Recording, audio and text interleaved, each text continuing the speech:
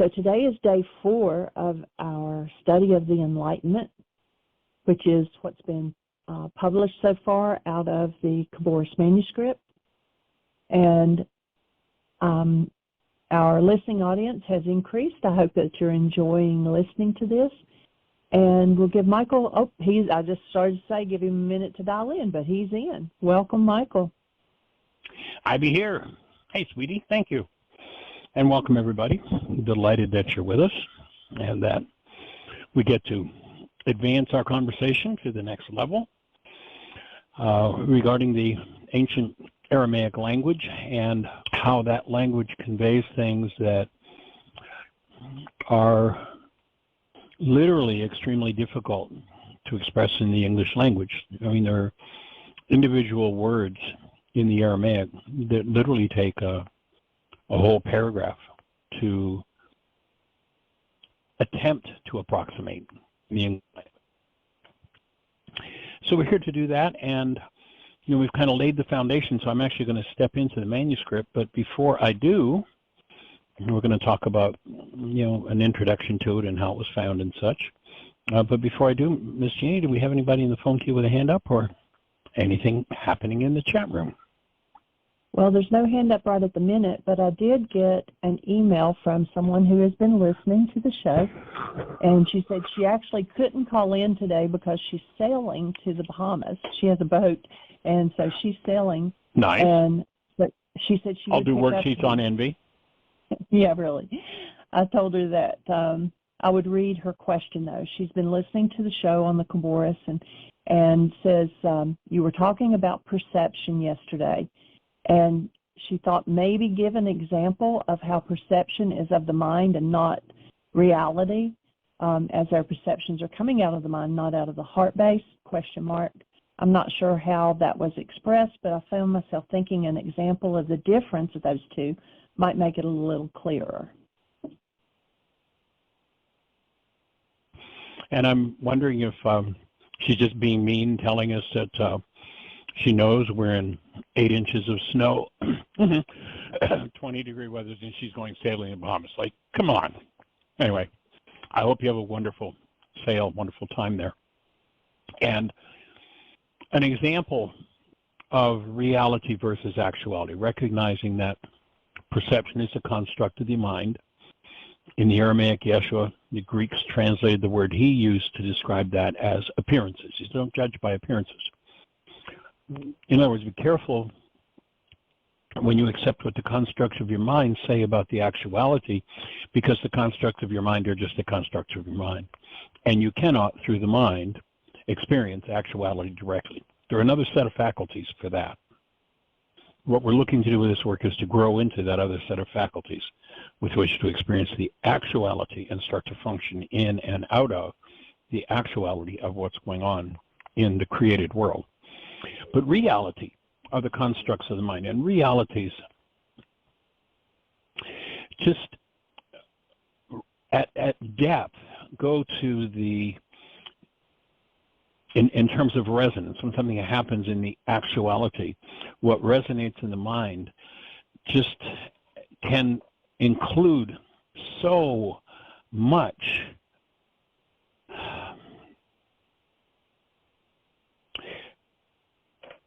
that has nothing to do with the truth of what's going on in a given situation. And that the mind generates out of its content, out of our genes, out of carbon-based memory, out of generations and generations and generations of patterned ways of thinking, or pardon me, patterned ways of appearing to think that have nothing to do with the truth of what happened in the actuality.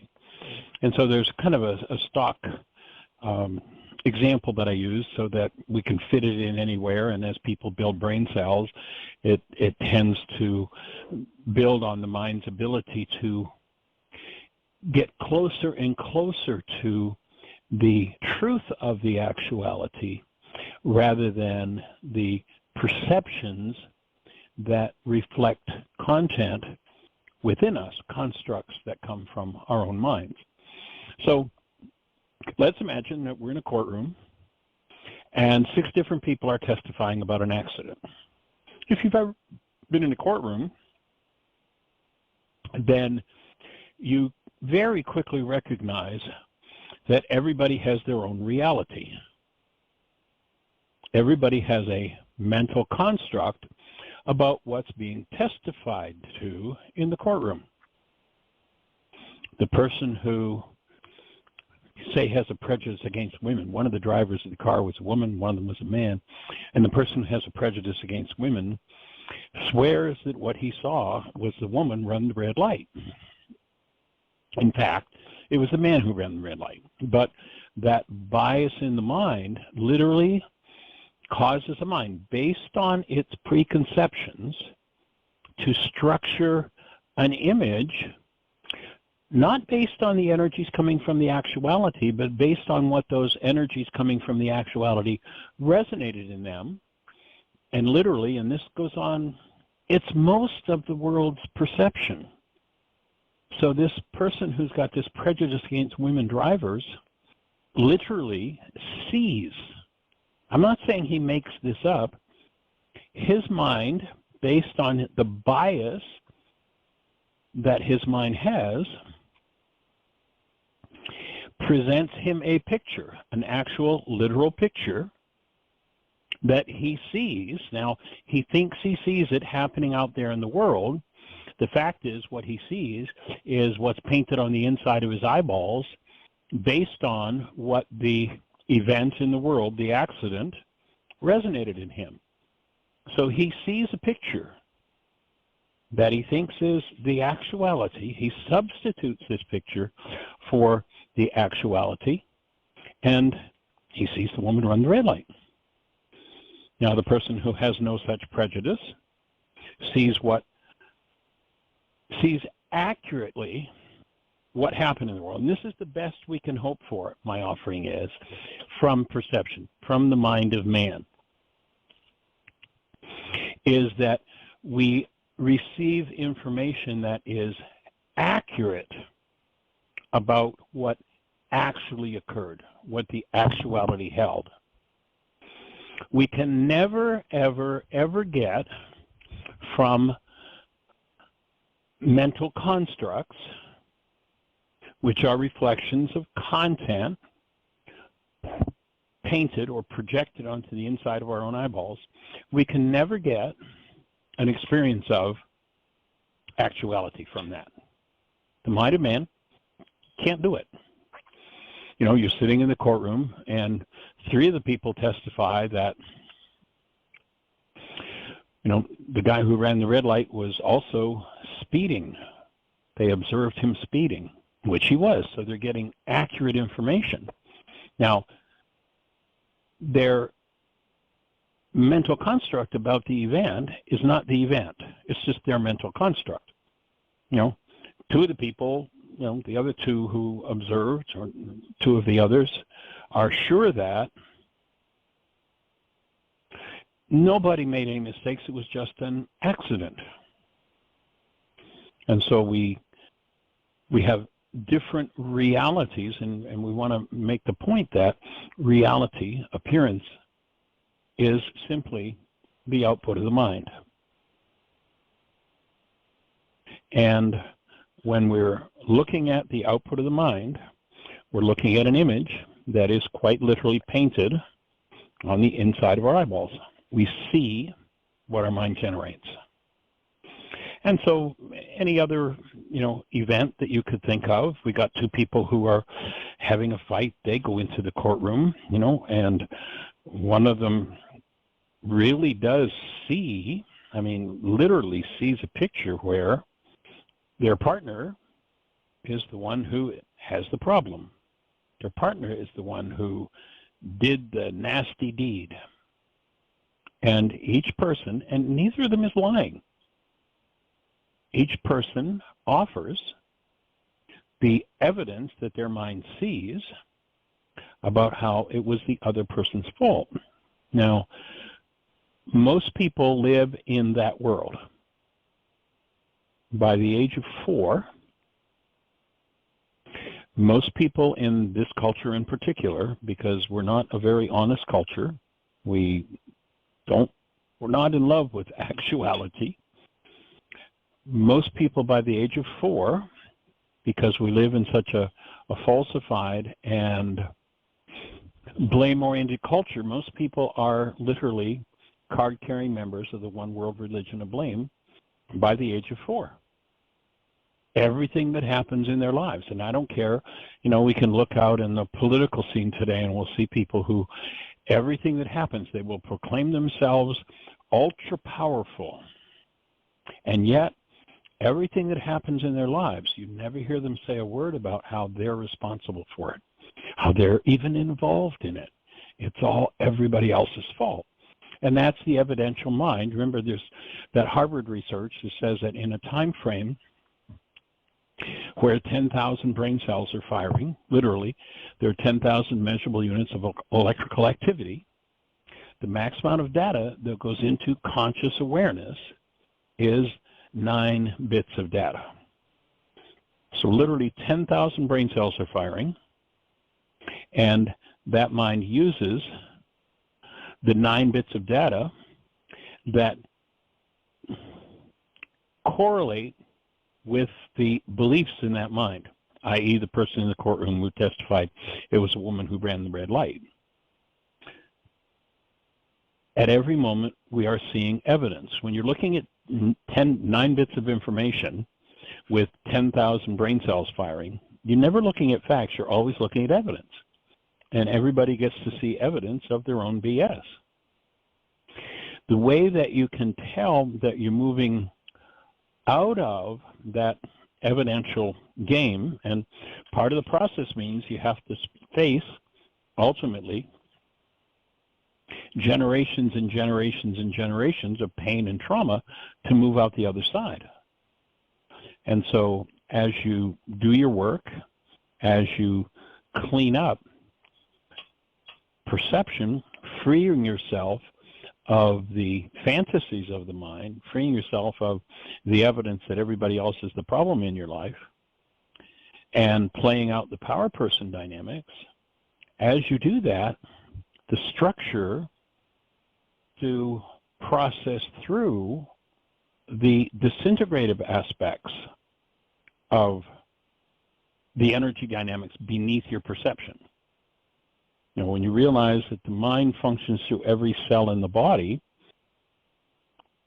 and that the mind and body cannot in any way, shape, or form be separated. If you listen to Einstein, he says, if you think you're separate or separated from the rest of humanity, you're living in an optical delusion. Now, show me the person who, by the time they were 5, knew that you're over here and I'm over there is what my mind shows me, but the fact is energetically we are one. If I could raise the rate of vibration in which my eye receives information and my brain processes things, I would see that we are part of one energy system. We cannot be separated. So anyone who believes that we are separated is functioning out of a separated mind and functioning out of an evidential system that doesn't allow any data about the truth to be shown.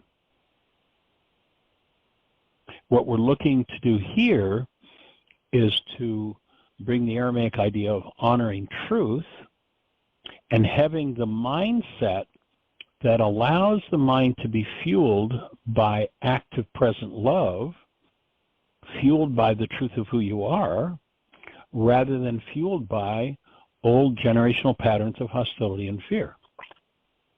And the way you can tell that you've arrived at that place is that in any given situation, let's say there's a situation, and this is especially testable, should I say, in circumstances where things are happening that you don't like. So can you stand in the face of something that you strongly dislike happening? Like it's not in your plan, it's not in your consciousness to ever move in the direction of this event.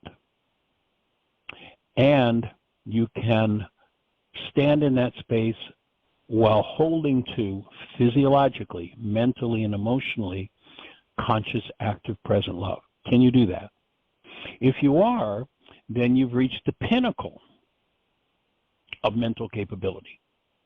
Because all of the data that your mind is showing you, rather than being corrupted and from the past, therefore serving up all forms of hostility and fear, you're in that situation where this is not what I could even conceive of happening, would never have happened.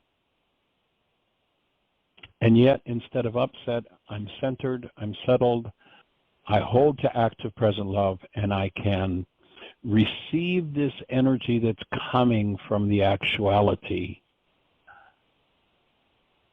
as the presence of love. When I do that, then I've reached that point where my mind has reached the pinnacle.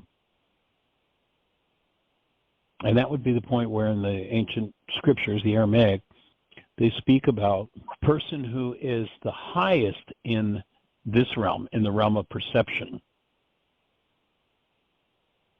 is the lowest, moving up to the next level where you're not living in perception anymore, you're living in actuality.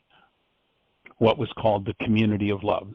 In Aramaic or in Greek, they translate it as the kingdom of heaven. There's nothing about the kingdom of heaven there. It speaks of the community of love. So the person who's living out of perception, out of constructs of the mind, is the highest when they can perceive especially situations that they don't like, that they are vehemently opposed to, but are able to experience that out of active present love, can observe, let's say, something that the world would call terrible happening, some kind of horrific incident, but they can stand and embrace that in love as love. That person's the lowest in the next level, in the space where you're actually perceiving directly, where you're actually, pardon me, let me change that word, not perceiving, but experiencing directly the actuality. And that actuality doesn't fit into the reality structures that get painted on the inside of our eyeballs by perception. You know, if you've ever had what you would call a spiritual experience, you'll remember it was so exciting, it was just so empowering, it was so, I mean, everything in my experience was just lit up to the max. And then I met with my brother an hour later, and I shared with him that state of being lit up to the max. And as I started to share it, I went, and when it was about, it was an hour ago, and the truth is I can't say a word about it. There's nothing that I can compare it with. This does not fit into the reality structure of the world. You remember Yeshua at one point is talking to his disciples. And he says, there are so many things I would tell you, but you can't hear them. You just don't have the brain cells. If you don't have the experience, it can't be talked about. That's the state of being, starting on the path of living directly out of the actuality, which I would offer we're designed to do. Your mind is designed to be your footstool, designed to be a servant. Remember, Yeshua defines Satan when he's talking to Peter. He says, get thee behind me, Satan, for you think in the mind of men. You're living in perception, Peter, and therefore I define you as Satan. And you're not in the next realm, in the actuality, in what we would call the plan of God in that particular passage. You've lost contact with the truth. And now you're stuck in this land called perception, constructs of the mind of man. So what we're looking to do is to take the main tool that Yeshua provided, forgiveness, in order to weaken and free us from the energy patterns of mental constructs. And being freed of it, it no longer sucks us in. If there's some form of hostility or fear that's resonated by event, and, let's see if anybody's ever experienced this one.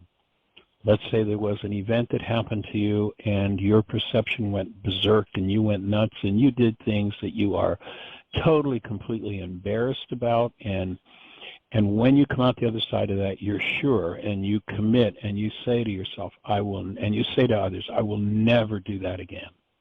And you mean it. You really mean it. And you won't.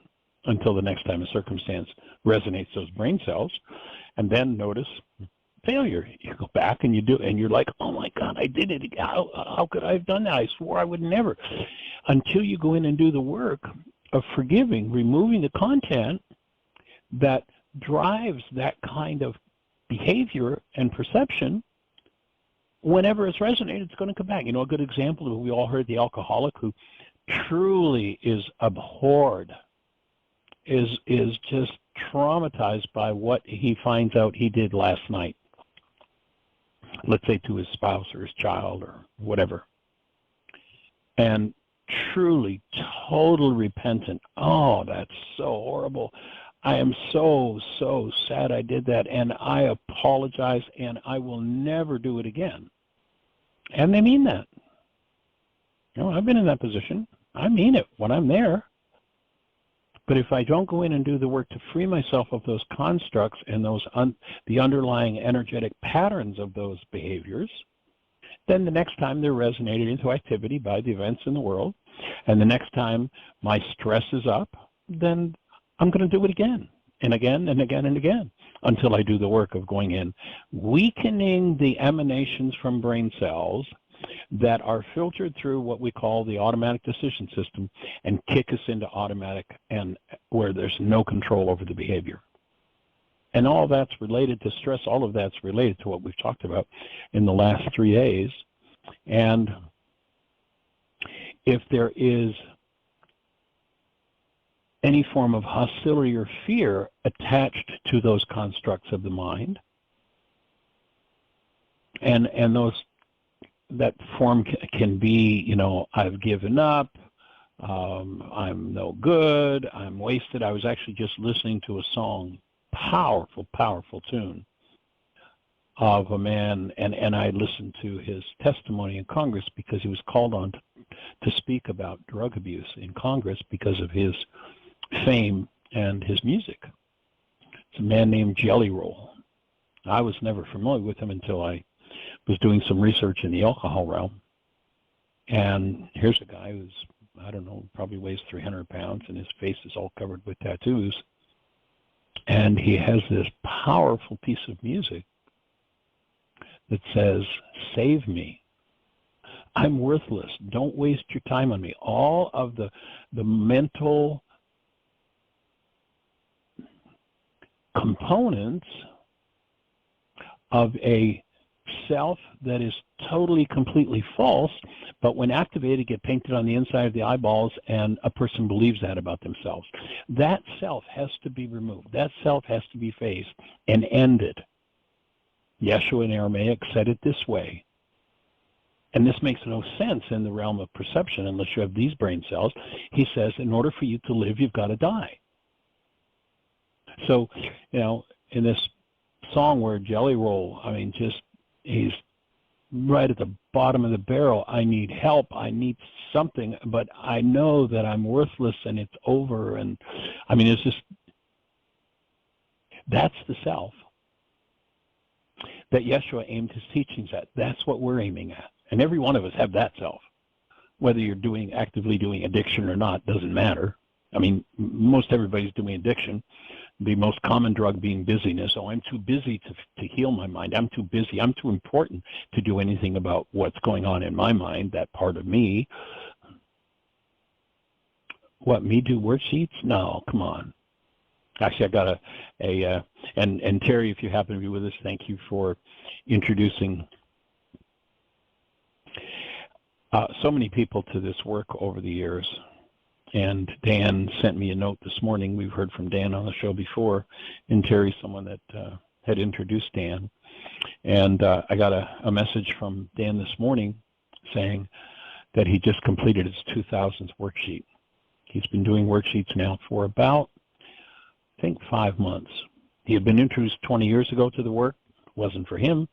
He did a few worksheets back then, but over years, he finally developed the eyes to see and the ears to hear and jumped on board and said, I'm going to do this work, and he's doing it. So if you happen to be on, congratulations, Dan. It's awesome to see the work that you're doing and what you're facing and the thought disorders that you're cleaning up and changing. So accolades and congratulations. And to Jelly Roll, if you haven't heard that piece of music, go listen to it. He really conveys the hopelessness and the helplessness of someone who is constructing their mind's image of themselves, their perception, out of generational patterns of self-hate, thought disorders of fear, of trauma, of worthlessness. And that's the work that each and every one of us has to do.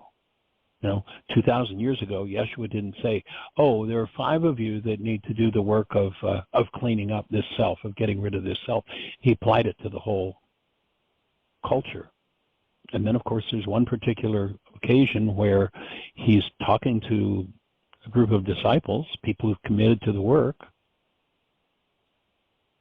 tells them what they need to do, and literally half of the disciples that were there at that moment said, too hard a saying,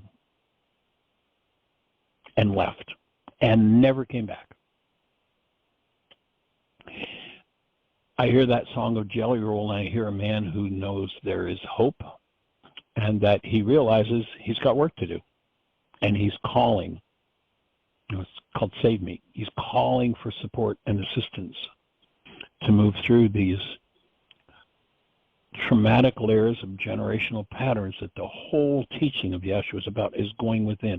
It's not about creating a belief system. It's not about creating a theology. It's about restoring yourself to the active presence of love. And Yeshua is very clear in his Aramaic language what he's here to do. And he never says anything about, I'm bringing you dogma, I'm bringing you doctrine, I'm bringing you churchianity. He says, I come to bring you life. And life, I would offer, is love flowing through a cell. And anything that you do that inhibits life is, in the Aramaic context, as we talked about the other day, sin. It's an energy that's off the mark. It doesn't belong in your structure. And what do you need to do? You do not need to be forgiven for your sins. That's perception telling you that. Oh, you're the sinner, therefore you have to be forgiven. You will never be forgiven for anything. I promise you. And never forgive anybody for anything, because what the Greek translations, the horrific mistranslation of the Aramaic idea of forgiveness, tells us that, of course, and just, look at the logic behind it. If I'm a member of the one world religion of blame, and the only evidence my mind, the only constructs, perceptions my mind gets to show me are how everybody else is the problem in my life, then it makes sense that someone would come along and say, well, then you just need to forgive them. You just need to let them off the hook for the pained perception of yourself, or a pained perception of this moment that your mind is showing you. You just let them off the hook for it. Well, if I let them off the hook because I hold energetic patterns that produce pain in me, have I done anything at all to change that pain by letting you off the hook? I mean, it's just silly, but it's taken over. I mean, you remember they said in the scripture, there'll come a time when the whole world will be fooled? Well, the whole world. I mean, literally, until this Aramaic work came along out of the Claboris manuscript. And I would offer that, I haven't seen anybody else who's working with the Aramaic that can tell us what forgiveness is. It's still being talked about as something you do to somebody else. And when we go back into the truth of the Aramaic language, the word forgive means a tool with which I go by, let me back up a bit, with which I collapse the errant constructs of my mind, move those things with which I'm mesmerized by, i.e., the fact that you're to blame in my life. I move those things out of the way, and I get to drop into the deeper hidden part of my own desert, my own unconscious. Most people are about 40 years of age before they start to think about, I've been through this 87 different times with 42 different people. I'm the only one that was every time. Maybe this is about me. Maybe I need to go inside myself and do something. The whole world has been outer directed. And, you think about it, and I've done this too, and we're correcting that with our granddaughter, Arya, but, like most everybody, at least that I'm aware of, when my kids were small, I helped them to become outer directed with their attention. Oh, look at this. Oh, me. Oh, shiny, toy, learn, English, write, pictures, identify. We're teaching about the outer world, the external world. Keep people focused out there. And so now we've got forgiveness based on somebody out there is the problem, and you need to let them off the hook. In order to, and put that in context, in order to change the underlying energetic dynamics in yourself, you let somebody else off the hook. And it's just ridiculous on its face. But that word's been turned around. Now we're saying, and now that we have the direct Aramaic language, we can build the brain cells to recognize that forgiveness is clearly not an outer directed act. What the Greeks call forgiveness is pardoning, and it's very appropriate. I mean, it can be a good tool. You did something terrible that brought up all this pain inside of me. At least my construct tells me it's terrible. But it's okay, I'll let you off the hook for it. And maybe you did do something that was illegal, immoral, whatever it is. And so it's appropriate for me to let you off the hook. And now that I've let you off the hook, if I call that forgiveness, I'm going to be focused still out there the way I was trained from the very beginning of my life. And most of the world and most of education is done. There's school systems now, do some research on it. There's school systems that are teaching children who are labeled as behavior disordered. They're teaching them to meditate. They're teaching them to go inside, and guess what? The behavior problems are disappearing in those classrooms. It's not about now we're going to punish this kid into never doing this again. They're teaching the child to go inside, and when you go inside, which is what forgiveness does, it collapses the constructs, the perceptions, the appearances in your mind, and it gives you the opportunity to move inside of yourself. Our granddaughter's 5, and when we say it's time to meditate, she'll sit down and guide the meditation. She'll sit down and tell us to breathe. She'll walk us through the whole thing, going inside and breathing and looking within. Listen to that quote from Carl Jung. Those who look without dream. If the perceptions that are painted on the inside of your eyeballs are what you see and what you believe are out there, you are living in a dream, according to Carl Jung. Probably one of the greatest psychiatrists that ever lived. And then he follows it up and says, and those who look within awaken. My offering is there is no more powerful way of going within than by recognizing that your perceptions are driven by your goals. And when you cancel your goals, in Aramaic the word forgive is shebag. This is a piece of information it took me 35 years to transition from the constructs I had received from the world about forgiveness being, perception being of what was out there, and forgiveness is about them. It literally took me working with this work for 35 years, that amount of time, to comprehend that,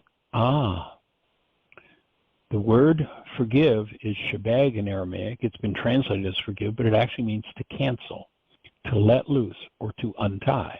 And I've had hundreds of people who've said this to me. Well, Michael, I have this perfectly good goal. I mean, gee, all I want is for that person to honor and cherish me. What's wrong with that? Why would I cancel that? Well, I would say that is really, truly an awesome goal, and I think it's a good one for every one of us to have for ourselves and for each other. It's beautiful, powerful. Well, then why are you telling me to cancel that goal? You just said, if that's my goal for that person that I'm upset with, well, there's your first mistake. You're not upset with anybody. You've never been upset with anybody. There's just upset in you, and you can put it into the pictures painted on the inside of your eyeballs of anybody that shows up. That upset will do. You know, you can paint pictures out of that till the cows come home. That's called projection. The reason you cancel a goal is not because there's something wrong with the goal, or you're not. I've had other people say, "Oh, you mean I'm not supposed to have goals?" No, I didn't say that. Goals drive life. It's an urgent part of life. But here's why you'd cancel a perfectly good goal.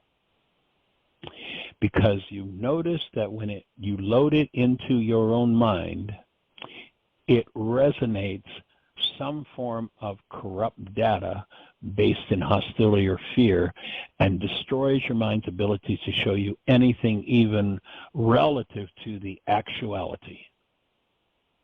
So if your mind is using, in response to a goal, some form of hostility or fear, it's using corrupt data, you want to cancel the goal that drives that process, and when you do, that picture painted on the inside of your eyeballs falls apart.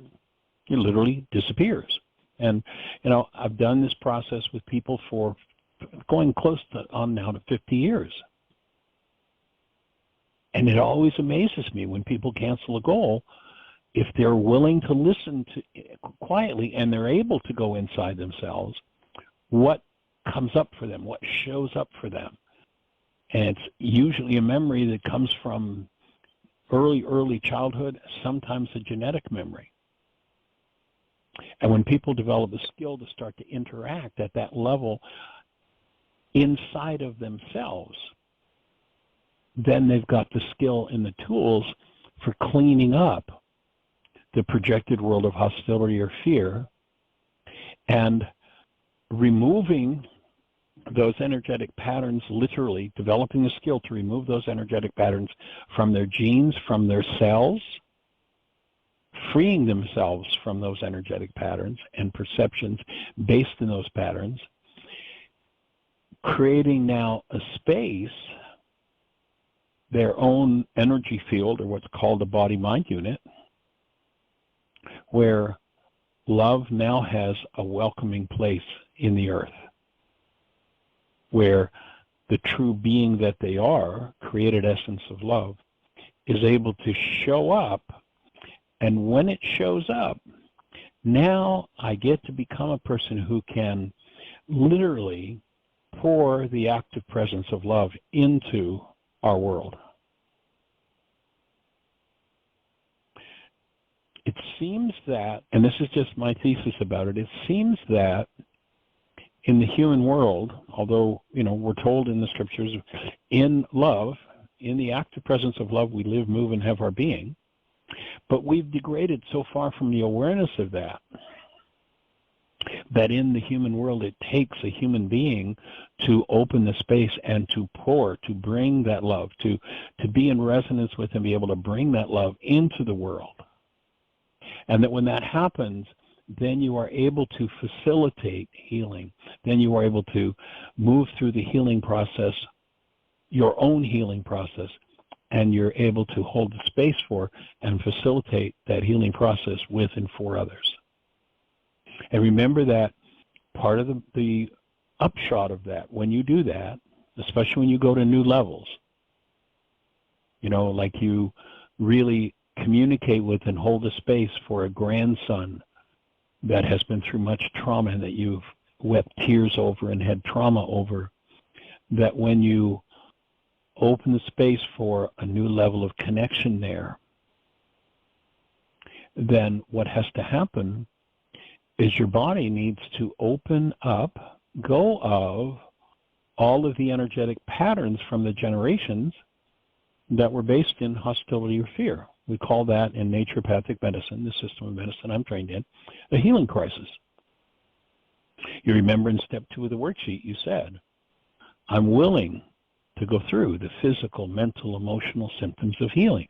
What are the physical, mental, emotional symptoms of healing? On a physical level, it looks like the crud. On a physical level, it looks like your body opening up and processing out the energetic patterns that have solidified into what we call this world of matter, and your body starts to throw those energetic patterns off. We live in a world where doctors have researched for decades and decades the cure for the common cold. We are going to cure the common cold. But guess what? The common cold is not a disease. The common cold is a healing process. The common cold is a structure, an energy structure, vital enough, strong enough, and willing enough to process out the toxic energies that never belonged. What does that look like? It looks like maybe hours, days, in some cases maybe weeks of snotting everywhere, through every orifice. The pores of the skin will move that stuff out. That's what it looks like on a physical level. It's any kind of physical symptom you've ever had. And when it happens, go lay down, because the accompaniment of that is it takes a lot of energy to process that stuff out. And this is a step in the direction of living as you're designed to live eternal life, physically. You've got to clean out the toxicity. So lay down, rest, take care of yourself, breathe, keep doing the right things, clean, clear water, cayenne pepper, lemon, nourish yourself, nurture yourself, take the time to breathe and be with what's moving. That's the physical. On a mental level, looks like any kind of negative thought you've ever had and confusion. When these energetic patterns, empowered to detox by the presence of active love, meet what needs to be detoxed, the two of them add together energetically, and it creates massive confusion. It's like, gee, I knew this stuff yesterday, and now I don't have a clue what's going on. What's wrong with me? Nothing. They're never going to cure the common cold. It's not a disease. You're in a healing process. Breathe. Take care of yourself. Be gentle with yourself. And probably one of the biggest pieces missing in our goal-oriented culture that says you don't have any value unless you're working and accomplishing something, fulfilling goals. Probably the biggest piece that's missing is for people in the healing process to say, I'm ready to lay down and just breathe and take care of myself. And I may do that for a day or 2 or 3 or 10. If I resist that, and then I take drugs to try and stuff it all back in again, I've just frustrated the healing process. So on an emotional level, that healing process is going to look like any kind of negative feeling you've ever had in depression. Yes, there are going to be feelings, experiences of depression. As if your life has been about depression in the past, then the healing of depression is going to look like depression moving out. That's where you understand the principle. Oh, I just hit a new level of vitality. It's okay for me to process this. I'm willing to just be with this. And willingness is the cosmic grease. I'm willing to embrace this. And on a mental level, it's going to look like processing through all kinds of old negative thoughts. And life provides us many opportunities to clean those things up. But that's the healing process. They're not going to cure the common cold. Oh, they may find something. You'll notice if you go to the drugstore, remember a drug is a disease disguised as a cure. You'll find a package that says, oh, we have now a chemical way that we can stuff all that snot back inside your body and make you feel better. If your body's trying to throw it off, why would you try to stuff it back in? It wouldn't be throwing it off if it wasn't there. So stand in willingness, breathe, drink lots of good, clean, clear water, do your work, and rest. Take care of yourself and let it loose. If you don't do that, if you stuff it back, means then the next time your structure hits a new level of vitality, they're going to give it a new name. It's not going to be a cold anymore. It's going to be the flu. And if you're not willing to process that and move through it, then it's going to be something like COVID. If you stand in willingness and you keep putting in, literally, most important level is bringing to your experience, no matter how tragic your physiology feels, bringing to your experience conscious, active, present love, experiencing it out of that connected space. And if you can't, ask for support. Ask for your partner to sit there and hold your hand and breathe with you and hold to active present love. So people who get the flu and go find chemicals with which to stuff it all back in again, it'll take, probably 20 or 30 years, but they're going to be dealing with cancer or some other degenerative condition. You'll notice that the drug industry is not very good at dealing with degenerative conditions. Oh, they can stuff the snot back in like boom. But that's not doing anybody a favor. If you came to me as a naturopath and said, oh, I got all this stuff coming out of my nose and my ears and my eyes and other places, I'd say, good for you. You hit a new level of vitality. Your structure's detoxing. Now stand in willingness. Here, get some cayenne pepper. Get some lemon water. Start moving. Put a little honey or maple syrup in that cayenne, and move away from eating any kind of congesters. Like stay away from the starches and the sugars and the heavy foods, the proteins. You don't need those right now. What you need are eliminators. Fresh apples are one of the best eliminators that there is. Take an apple. Instead of stuffing yourself with food, take an apple. Spend an hour eating the apple, chewing slowly, consciously, purposely the apple as you focus on active present love, and bring that eliminative food in, which will go through the eliminative organs and help the body to clear out what it's been holding on to. That's the healing process. It isn't pretty. It isn't Dr. Feelgood. But watch. And I had to learn this from experience. I got the theory of this in school, but I had to learn it through experience. And what I noticed was when I would come through one of those, if I actually did my work and cleaned it up on the other side of it, I was more vital, I was more conscious, I was more alive. When I first started doing this work, I was still drinking coffee, and I used to be in the restaurant business, and I'd go through a pot of coffee every morning. And then I stopped doing that. And then I'd take it up because I needed energy, and I drugged myself with caffeine. And when you drug yourself with caffeine, you tend to destroy the adrenal glands. The adrenal glands need to rebuild. So rather than using a stimulant, support yourself in your healing process. Because the adrenals, it's kind of like you've got the guy who broke a leg.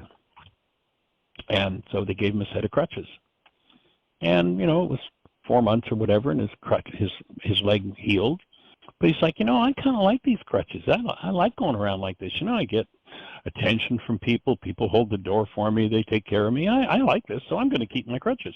2-3 years down the road, for the person who's been on crutches that long, they've got no muscles left. The muscles that are designed to carry you around atrophy if you use a crutch. Do you think that's different in any other realm? The adrenals are what are designed to give you energy. Just like the muscle says, if you're going to use a crutch to walk, you don't need me, I'm going to go away, and the muscle atrophies, literally shrinks away and disappears. There's an old saying, if you don't use it, if you don't use it, you lose it. Same thing happens if you fill your structure with caffeine. Your adrenals say, I'm supposed to give you energy, but hey, if you don't want me to work, okay, I'll quit. And the adrenals atrophy. What is natural to the structure, and use it to support you in healing, and be willing to go through the symptoms of healing. It is not Dr. Feelgood, but on the other side of it, you'll be stronger, you'll be clearer, and you'll be in a new level of health and vitality.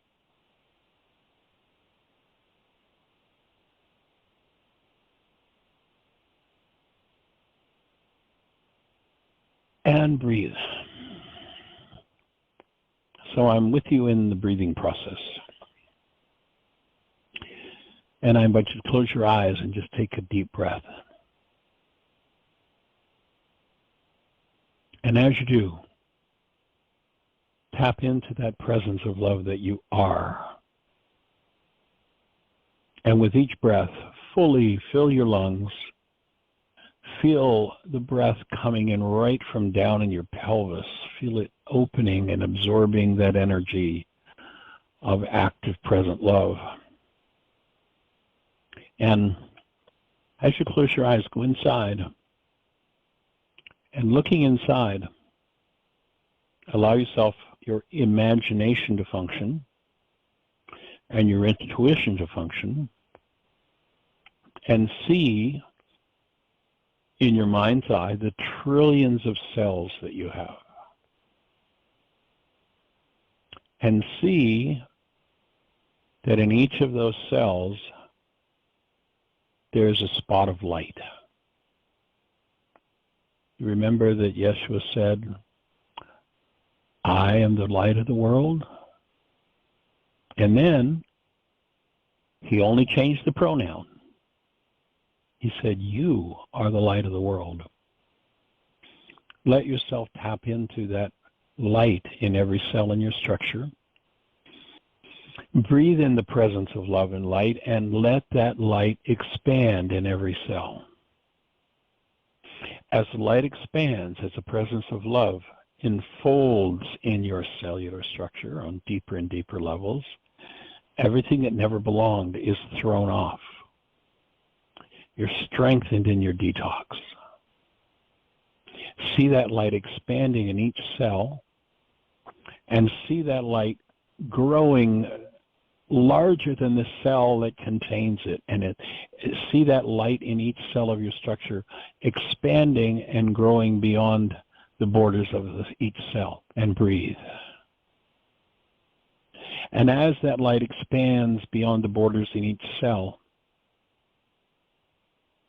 see it touching the light that's coming from the expansion of light in each other cell in your structure until your whole structure is filled with active, present love and that light. That light, that presence of love, is the healing force. It needs to move through your cells, and it is only inhibited by energetic patterns of hostility or fear. Stand in willingness to soften and loosen those energetic patterns of hostility or fear. Loosen the patterns of corrupt data and generational patterns of corrupt thinking, and just let that light flush it out of your structure. And breathe. Allow yourself to just take a few deep, connected breaths.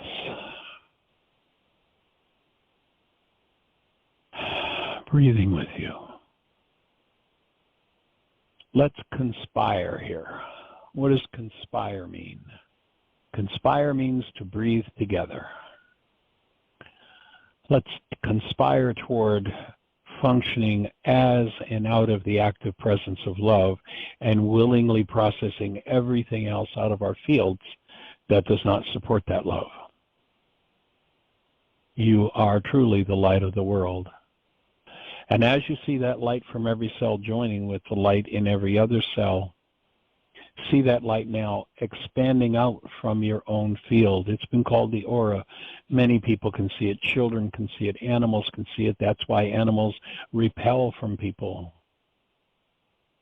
Children will be repelled by people whose energy field is darkness rather than light. See that energy field expanding out, and just within your own household, see that field expanding to every other person in your household. As you see that light expanding within every other person in your household, joining in this light. And then see that joining, or that light that is yours alone if you're in the house alone. See it now expanding out beyond your home and embracing the whole neighborhood. And because we live in a world of resonance, remember that lesson that's presented in the worksheet? When I choose love, it wakes the love in everyone, because the world is a resonance. When I choose love, it resonates that presence of love in others. And so see the fact that you've tapped into that light and that love and are expanding it, that literally everybody in your neighborhood is touched by that, and it expands and strengthens the light and the presence of love in them. See your whole community lighting up, your local community. And as that light expands in each person you touch in your local community by the presence of this penetrating invisible energy of love, see it expanding on beyond your own community into the whole city or countryside where you are. You are creator. Focus this light. Tap into this light and this presence of love. As it flows through you and detoxes your own physiology, it expands out and touches the light in others. And expands out beyond your neighborhood if you're in a city to the whole city. And as the energy expands from the city, it moves out and touches the whole state that you're in. As you breathe, that light strengthens and expands beyond the borders of your city to the whole state. Literally imagine every person in the state being touched by this presence of love. There is nothing we know of in the physical world that can stop the energy of love from moving through it. There's, an 1/8-inch piece of lead can stop an X-ray.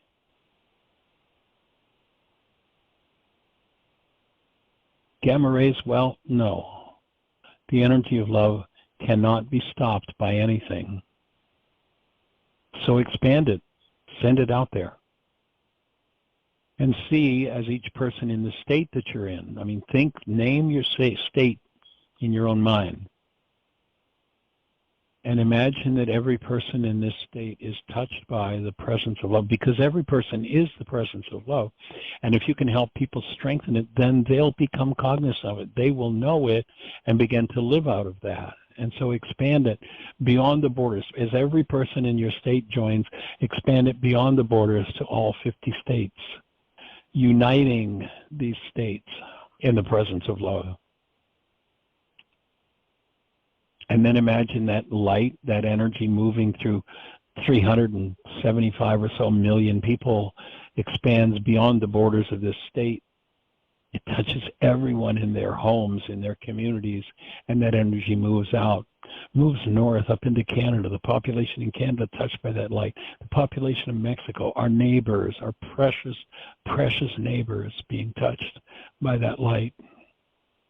Moving up over the North Pole to the north and down south into Central America, those precious neighbors, so many of them suffering. Touch them with your light and move it down further still.